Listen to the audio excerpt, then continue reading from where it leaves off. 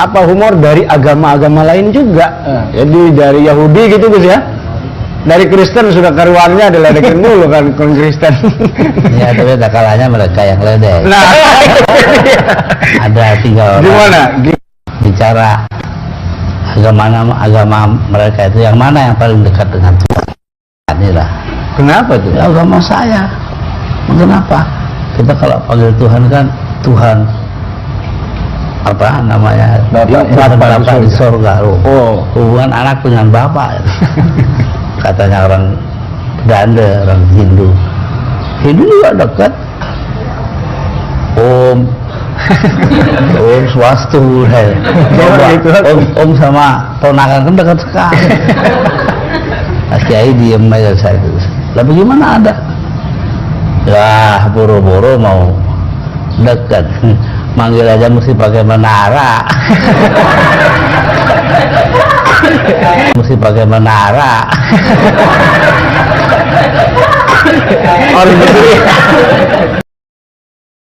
Bismillahirrahmanirrahim. Asyhadu an la ilaha illallah wa asyhadu anna Muhammadar Rasulullah. Allahumma salli ala sayyidina Muhammad wa ala ali sayyidina Muhammad. Rabbi shrah li sadri wa yassir li amri wahlul 'uqdatam min lisani yafqahu qawli. Amin. Bismillahirrahmanirrahim. Salam hormatku, salam ta'zimku buat para sahabat-sahabatku tercinta dimanapun Anda berada, baik yang ada di dalam ataupun yang ada di luar negeri. Semoga kita semua senantiasa selalu di dalam lindungan Allah Subhanahu wa ta'ala. Amin ya rabbal alamin. Di pagi yang indah ini, marilah kita awali, kita kemahkan bersama di dalam hati, di dalam nyawa, di dalam jiwa, di dalam ruh, dan di dalam kehidupan ini kalimah-kalimah thayyibah. Subhanallah walhamdulillah wa la ilaha illallah wallahu akbar wa la hawla wa la quwwata illa billahil aliyyil azim. Sadaqallahul azim. Kajian kali ini kami beri tajuk yakni rahasia keheningan yang selama ini belum terungkap. Alhamdulillahirabbil alamin. Selama ini kita semua termasuk saya sendiri ketika melakukan, ketika melatih, ketika mengerjakan suatu ibadah, suatu keheningan di dalam hati kita, akan tetapi di dalam hati kita, kitanya masih wujud, kitanya masih hidup, kitanya masih berkuasa atas diri kita sendiri. Lalu apanya yang diheningkan? Jadi yang perlu diheningkan itu adalah diri manusia kita sendiri. Yang perlu diheningkan adalah kewujudan diri manusia kita sendiri. Yang perlu diheningkan adalah keberadaan diri kita sendiri. Itulah yang dimaksud keheningan diri. Supaya apa?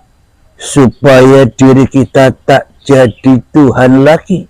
Supaya apa? Supaya hancurnya kekuasaan pundi-pundi, kejayaan, kedikjayaan, kepintaran, kecerdasan, keilmuan, keamalan kita sendiri di hati kita agar hancur lebur, agar dikiamatkan. Itulah yang dimaksud makna iman, percaya kepada hari kiamat. Coba kita hayati bersama-sama, sahabatku. Bila yang kita yakini, yang kita percayai, yang kita akidai kiamat-kiamat yang di luar sana, yang kapan datangnya kita tidak tahu. Bila kiamat belum terjadi, bagaimana mungkin kita bisa menyaksikan kiamat? Bagaimana mungkin kita bisa percaya kepada kiamat? Wong kiamatnya belum ada, kiamatnya belum datang, kiamatnya belum berlaku. Jadi para nabi dan para rasul serta aulia Allah keyakinan atau akidah di dalam hatinya yakin, percaya kepada hari kiamat, beriman kepada hari kiamat, kiamat ya yang seperti ini. Kiamat menghening-heningkan dirinya di hatinya. Kiamat menenggelam-nenggelamkan dirinya di hatinya. Kiamat memati-matikan dirinya di hatinya. Mutu qoblal maut. Itulah yang dimaksud iman dan percaya kepada hari kiamat. Nyata kiamatnya. Bukan angan-angan, bukan imajinasi, bukan halusinasinya bayang-bayang iblis dan setan saja.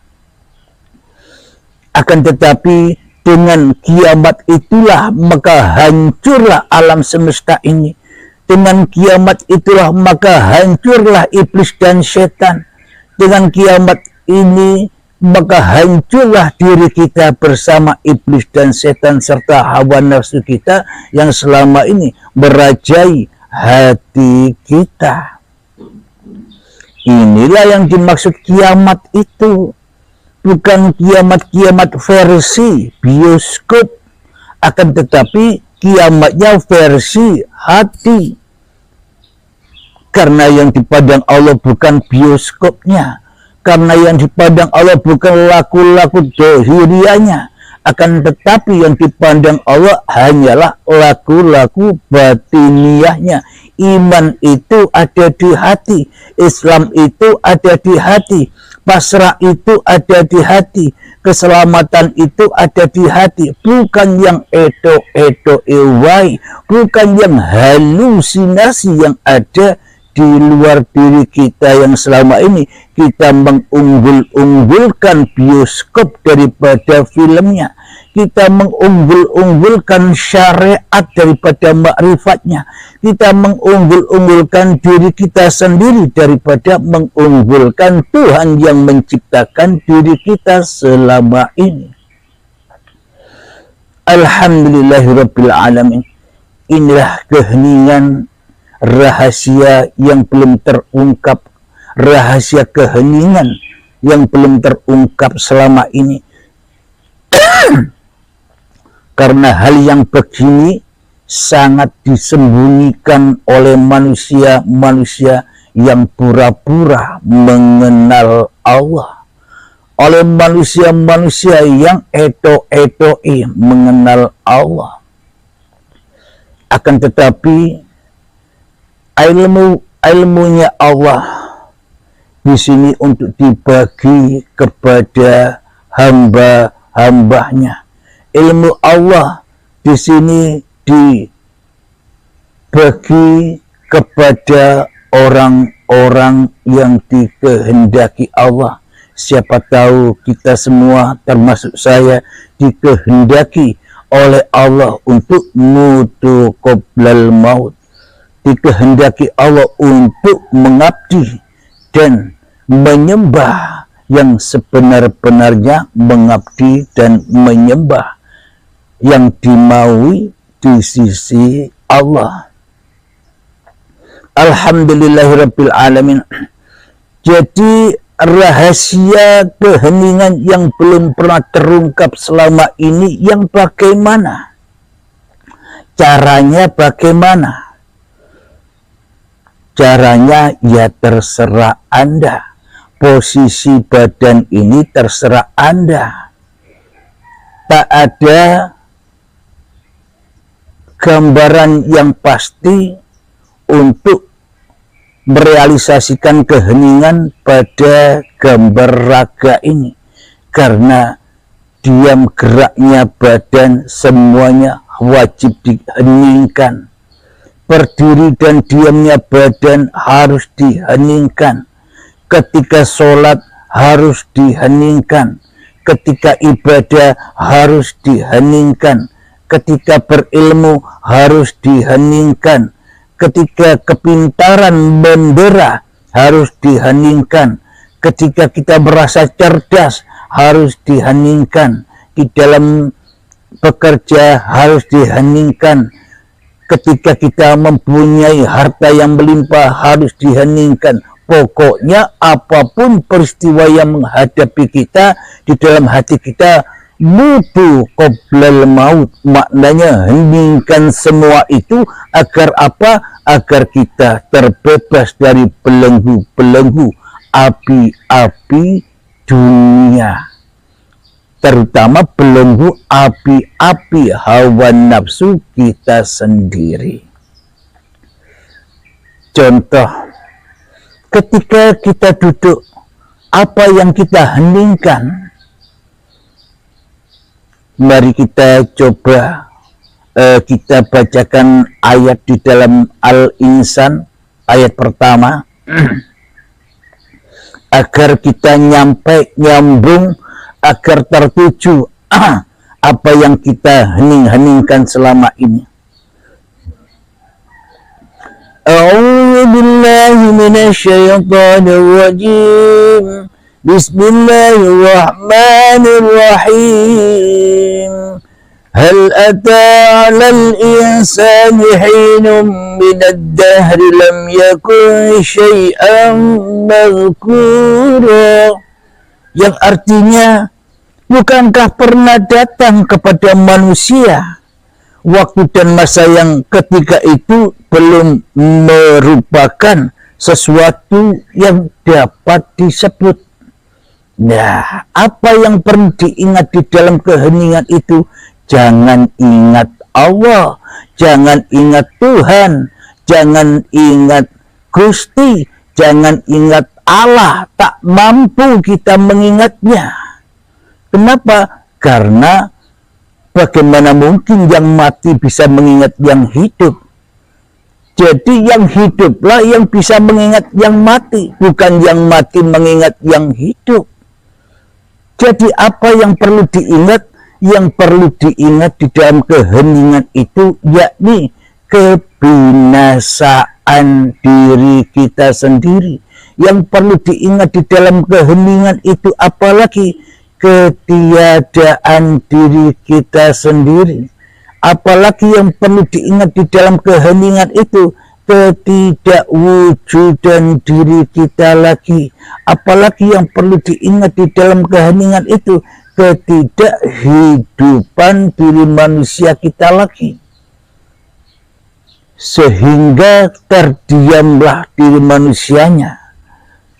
Ketika manusianya sudah bisa diam, ketika manusianya sudah mutu qoblal maut, mati, tak berdaya, maka akan dikuasai lagi oleh Tuhannya.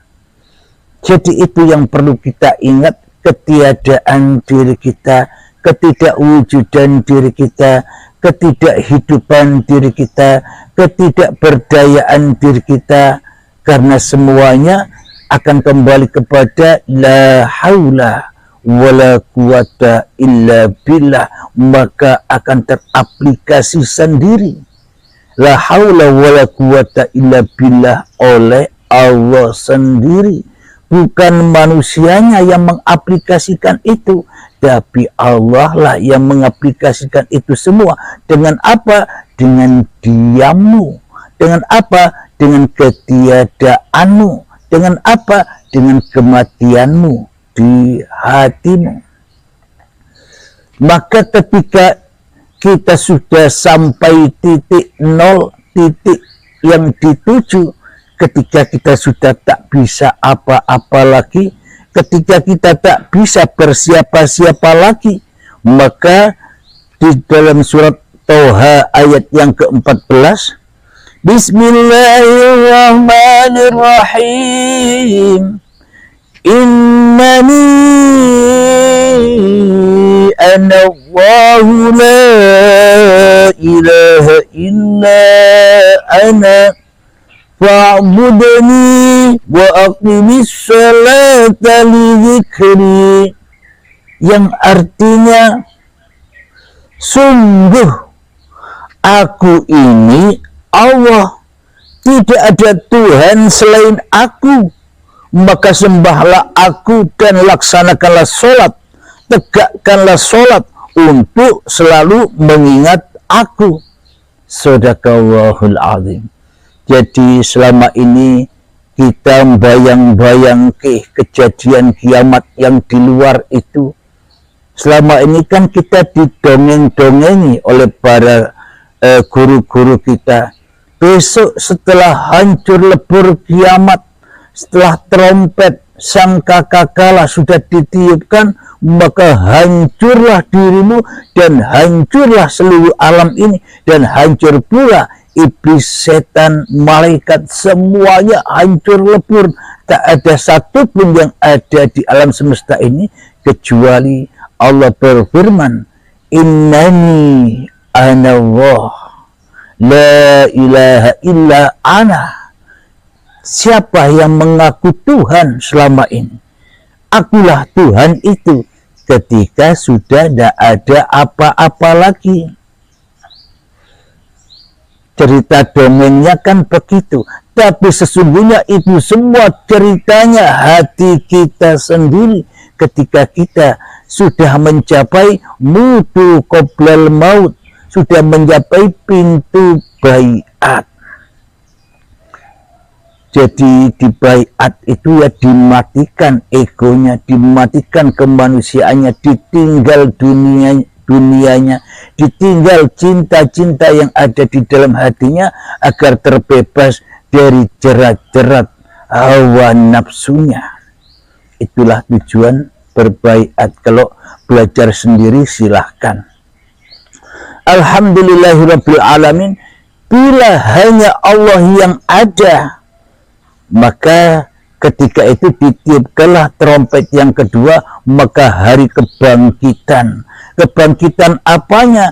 Bangkit lillahnya yang dulu di dalam hati kita linapsi, bangkit lillahnya. Hanya Allah lah yang membangkitkanku, hanya Allah lah yang mewujudkanku, hanya Allah lah yang menghidupkanku, hanya Allah lah yang menggerakkanku, hanya Allah lah yang menciptakanku, hanya Allah lah yang memposisikan aku sebagai apa-apa saja. Itulah itulah yang dimaksud lillahi ta'ala, dan itulah yang dimaksud zikir itu, itulah yang dimaksud aqimis sholata li dzikri. Jadi itulah di dalam keheningan-keheningan itu yang ada hanyalah Allah sebagai Tuhan yang mengatur, sebagai Tuhan yang menguasai diriku dan dirimu dan diri mereka semua. Jadi ada lagi di dalam ayatnya Allah, wa nahnu aqrabu min hablil warid. Jadi aku lebih dekat kepadamu daripada urat nadimu. Jadi di sini dikatakan bukan aku tapi kami. Apa maknanya? Allah berbicara di dalam Al-Quran, wa nahnu aqrabu ilaihi min hablil warid. Dan kami lebih dekat kepadamu daripada urat nadimu. Kami maknanya di sini, manusianya di dunia ini kan banyak sekali. Bukan satu orang, tapi banyak biliunan manusia. Maka dari itu Allah menggunakan kata kami. wa nahnu aqrabu ilaihi min hablil warid. Jadi kami ya Allah ini ahad. Jadi ilustrasinya bila dilogikakan seperti sang dalang yang menggerakkan ribuan wayang yang ada di hadapannya. Jadi wa nahnu aqrabu ilaihi min hablil warid. Jadi kata dalam bukan aku tapi kami. Kenapa kami? Karena akunya Allah yang memperjalankan semua makhluk yang ada di alam semesta ini.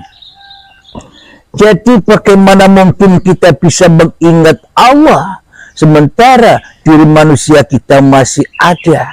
Tentunya bila diri manusia kita masih ada, tentunya bila diri manusia kita masih wujud, tentunya bila diri manusia kita masih hidup, tentunya bila diri manusia kita masih berkuasa atas hidup dan badan ini, selamanya kita takkan pernah bisa mengingat Allah kecuali hanya mengingat iblis dan setan, kecuali hanya mengingat hawa nafsu kita sendiri, kecuali hanya mengingat kewujudan awake dewe di dalam hatinya. Bila diri kita tak bisa mengingat Allah, maka seluruh ibadah, seluruh sholat, seluruh sholawatan, seluruh zikiran, seluruh bacaan Quran, hafalan Quran, seluruh tahajud kita, seluruh doa kita, seluruh doa-doa kita, kemana larinya? Semua itu larinya ke dalam neraka untuk bahan bakarnya hawa nafsu kita sendiri. Kenapa? Karena yang dituhankan awake dewe, karena yang diingat awake dewe, karena yang dipuja-puji awake dewe, karena yang dibangga-banggakan awake dewe, karena yang dimulia-muliakan awake dewe. Itulah yang dimaksud bahan bakar neraka itu adalah berbahan bakar badan-badan manusia dan hati yang keras melebihi kerasnya batu. Kapan itu terjadi? Ya ketika dirimu belum kembali kepada Tuhanmu yang menciptakanmu. Itulah neraka itu hakikatnya yang sesungguhnya, yang sebenar-benarnya. Bukan nanti, Mas Bro. Bila kita nanti sudah tak ada lagi, bila kita nanti sudah inna lillahi wa inna ilaihi raji'un, neraka dan surga mana yang harus kita lihat? Neraka dan surga mana yang harus kita saksikan? Wong semuanya sudah ada di sini semua. Perjalanan-perjalanan manusia di dalam alam kematian, alam kubur, siksa kubur, alam barzah, hari kiamat, hari kemudian, hari akhirat, wassiratul mustaqim, hari pembalasan, hari perhitungan neraka dan surga sudah terjadi ketika manusianya masih ada. Ketika manusianya masih merasa ada. Tapi sudah tak berlaku lagi bagi manusianya yang sudah merasa tak ada. Yang ada hanya rasa uripe Allah di dalam dirinya, bahkan meliputi seluruh alam semesta ini. Itulah yang dimaksud hari akhirat. Berakhir sudah pundi-pundi kekuasaan kebesaran manusianya. Berakhir sudah la haula wala quwata illa billah, hawa nafsunya berganti ke alam akhirat, yakni alam lillahi ta'ala. Jadi bila sudah sampai ke alam lillahi ta'ala yang sesungguh-sungguhnya, maka hancur leburlah alam semesta ini, hancur leburlah dosa-dosa yang kita miliki, hancur leburlah kebanggaan-kebanggaan yang kita banggakan, hancur leburlah kesucian, kemuliaan yang kita bangga-banggakan selama ini, maka dunia akan berakhir, maka pindah. Dunianya sudah digulung, dunianya sudah dilempit, pindah ke alam yang baru, alam akhirat. Alam di mana berakhirnya kekuasaan manusianya di dalamnya, yang ada hanya lillahi ta'ala. Itulah yang dimaksud akhirat itu. Bukan nanti yang dihalu-halukan manusia, bukan nanti yang dibayang-bayangkan manusia. Jadi dunia akhirat itu langsung jadi satu. Maka ketika kita sudah sampai yang demikian, maka teraplikasilah doa yang selama ini dipanjatkan oleh kita semua. Rabbana atina fid dunya hasanah wa fil akhirati hasanah wa qina adzabannar. Dunianya baik, akhiratnya pun baik. Bila akhiratnya baik, pasti dunianya baik. Bila dunianya baik, belum tentu akhiratnya baik. Bila akhiratnya buruk, maka buruklah dunianya. Maknanya apa? Bila hatinya sudah sampai kepada titik ketiadaan diri manusianya, maka sucilah manusianya. Bila manusianya sudah suci, maknanya suci di sini bukan suci dengan kebanggaan dan kemuliaan manusia. Yang dimaksud suci di sini bukan masih ada manusianya, sudah tak ada manusianya lagi, itulah yang dimaksud suci. Bila sudah suci manusianya, maka dohir batinnya pun juga suci. Hablum minallahnya sudah terjalin, hablum minannasnya baik juga pasti. Di dalam hablum minannasnya memberkahi manusia-manusia yang lain. Akan tetapi bila akhiratnya buruk, akhiratnya kotor, hatinya kotor dengan kemanusiaannya, Tuhannya rawujud, Tuhannya gaib, maka hablum minannasnya pun kotor. Hidupnya penuh dengan tipu-tipu belaka, sholat menipu, ibadahnya menipu, kepintarannya menipu, kecerdasannya menipu, ilmunya menipu, amalnya menipu, kerjanya menipu, hartanya menipu, semuanya serba najis, serba tipuan. Kenapa? Karena terputus dari rahmatnya Allah. Alhamdulillahirabbil alamin. Inilah rahasia keheningan yang selama ini belum terungkap. Maka bila manusia merahasiakan ini, maka jadi rahasialah bagi manusia, karena diri manusianya masih jadi Tuhan. Tapi bila Allah lah yang mengajarkan kepada manusia, allamal insana ma lam ya'lam, Allah akan mengajarkan kepada manusia apa-apa yang belum diketahuinya. Siapa dia? Orang-orang yang diberi petunjuk. Siapa dia? Orang-orang yang diberi hidayah. Siapa dia? Orang-orang yang dituntun melewati siratal mustaqim, yang kecil dan yang tajam ini. Di mana? Di kehidupan dunia inilah siratal mustaqim itu. Karena di dalam kehidupan ini manusia banyak terjatuh dan terjatuh ke lembah neraka. Karena di dalam kehidupan dunia ini manusia banyak terjatuh dengan ego manusianya. Karena di dalam dunia inilah manusia terjatuh dan terjatuh kepada hubbud dunia, cinta dunia daripada cinta Tuhannya.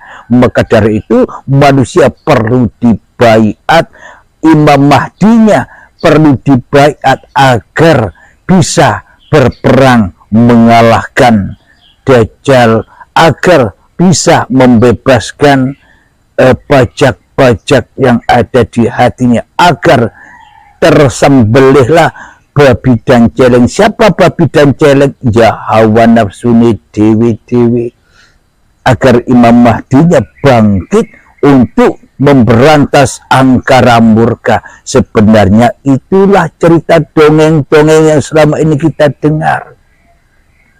Dongengi awake dhewe, dongengi filme dhewe, tapi kebanyakan kita termasuk saya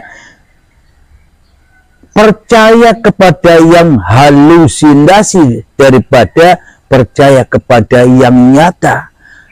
Percaya kepada al-haq, kita hanya dibohong-bohongi iblis dan setan saja. Kita hanya disesat-sesatkan oleh hawa nafsu kita, agar kita di dalamnya ketakutan, agar kita hidup di dunia ini penuh dengan ketakutan, penuh dengan penderitaan, penuh dengan kesedihan, penuh dengan kekecewaan, agar kita selalu dikecewakan saja oleh iblis dan setan.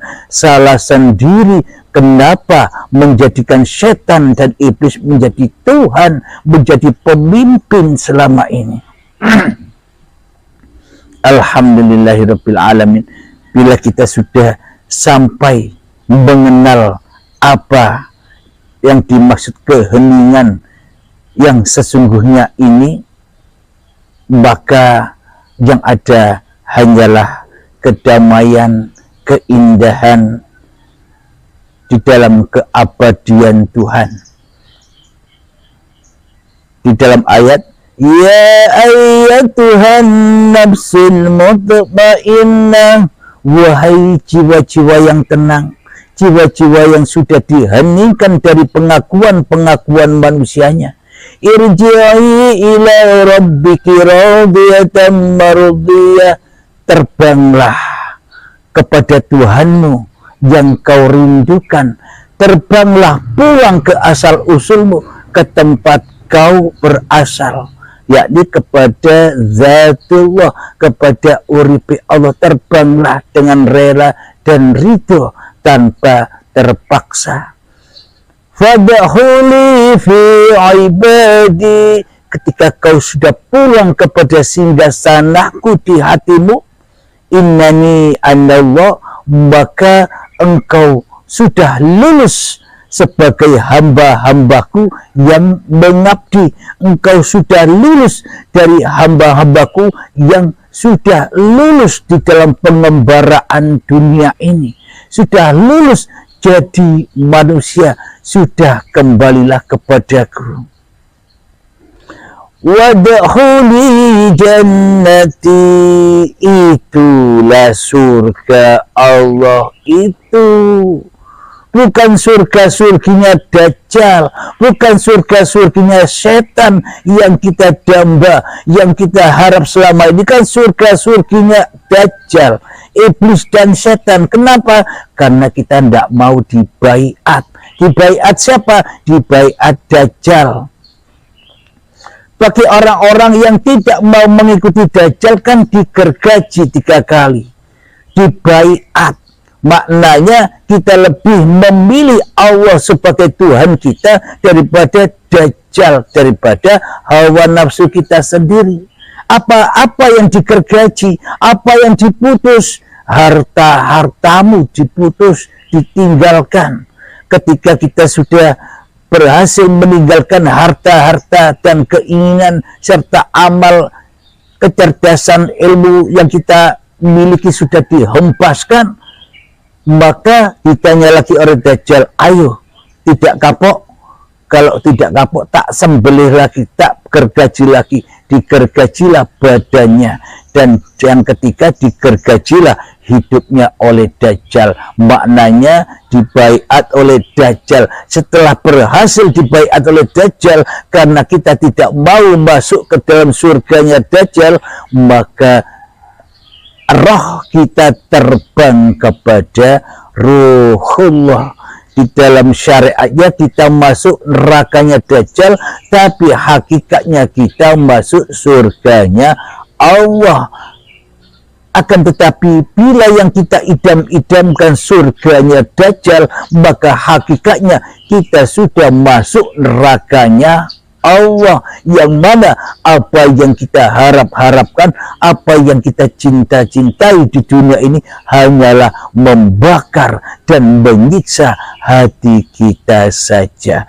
Karena itulah semua apa yang kita cintai itulah fitnah yang menghalang-halangi kita terbang kepada Allah.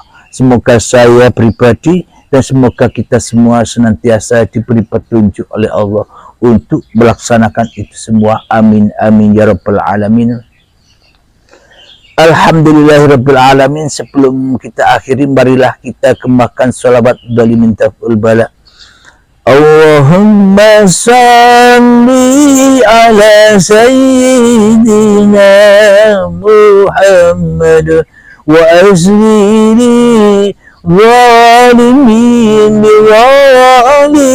zalimin. Allahumma salli ala sayyidina Muhammad wa azlini zalimin zalimin wa akhrijna min bainihim salimin wa ala alihi wa sahbihi ajma'in. Bismillahirrahmanirrahim.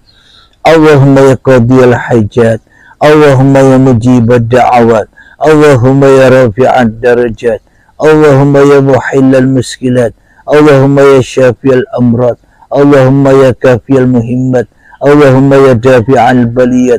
Allahumma khtim lana bil iman, Allahumma khtim lana bil islam, bijahi sayyidil mursalin. Rabbana atina fid dunya hasanah wa fil akhirati hasanah wa qina adzaban nar. Wa sallallahu ala sayyidina Muhammad wa ala alihi wa sahbihi wa sallam. Walhamdulillahi rabbil alamin. Akhir kalam. Assalamualaikum warahmatullahi wabarakatuh.